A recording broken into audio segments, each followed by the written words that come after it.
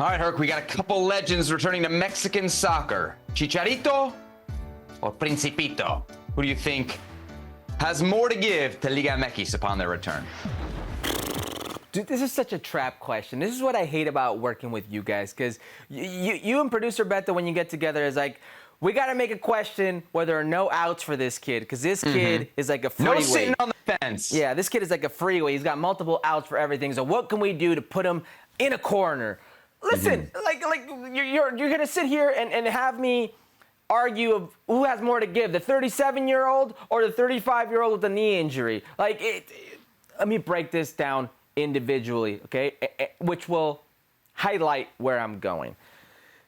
Andres Guardado is 37 years old and played a total of 441 minutes for Betis. He was not playing as much as he would like in La Liga, which doesn't mean that for Jorge Bava and León, the coach in León, he can't be a productive player.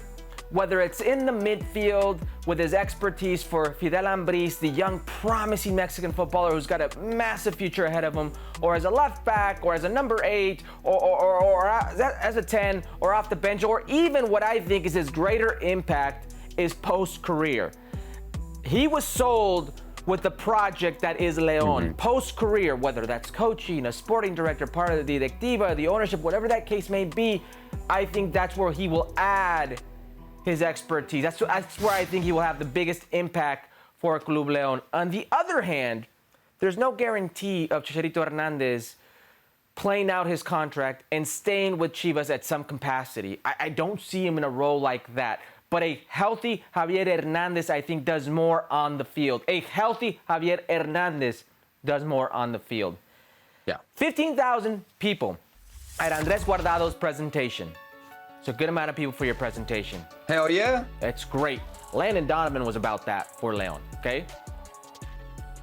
Javier El Chicharito Hernandez will sell out El Estadio Akron. That is almost 50,000 people who will be there for his presentation. Movie stars, artists, singers, whatever the case may be, they will be on hand. It's a spectacle, a celebration. This is what Javier Hernandez encompasses. Whether you love him or you love to hate him, whether you believe he is or he isn't, he's a polemic figure and a living legend in Chivas. So when it comes who can give more, by osmosis, it's Javier. If he's healthy, on the field. If he's not off the field, he's already done more than Chivas has done off the field in quite some time. They sold out his jersey, his signed jersey. They had a select, I don't even know how many that you can buy online. It was like 10, 15 minutes, sold out. 50,000 will go there to watch him on his unveiling. If he's healthy, he will score goals. I don't think it'll be this season. I've been there. I don't think it'll be this season, but I think for what's the future, what is the future, next season, producer Beto's telling me they project him to play week 10. So week 10 and above, and the future, next season, Leagues Cup, Copa America, because he's not officially retired, and Jimmy Lozano has said that everybody is in the mix, including Javier Hernandez. That is all possible. I love what you guys are doing, the Andres Guardado versus Chicharito angle. I'm here for it. 17 years versus playing in Manchester United, versus playing in Real Madrid, versus being one of the best players in the Bundesliga, ways at Leverkusen.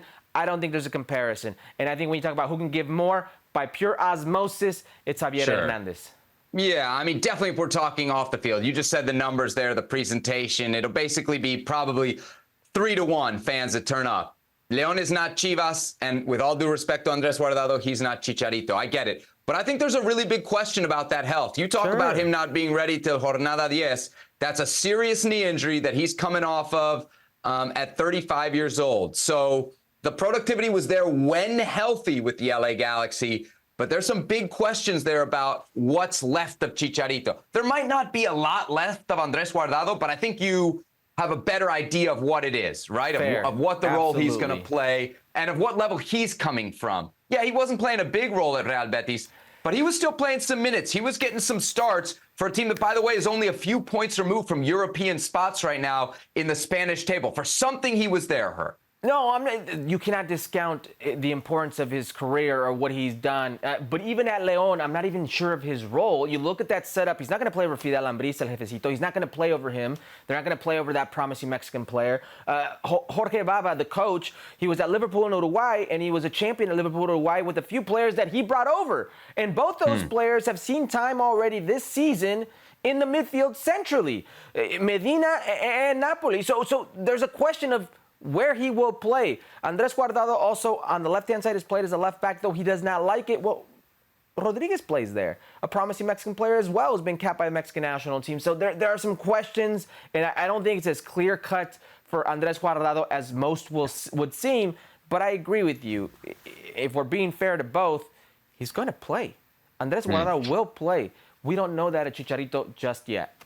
Yeah. Doubts about where Guardado will play. No doubt about where Chicharito will play, and he'll be very close to some goals, which, of course, we know is huge for the impact that he'll make at Chivas.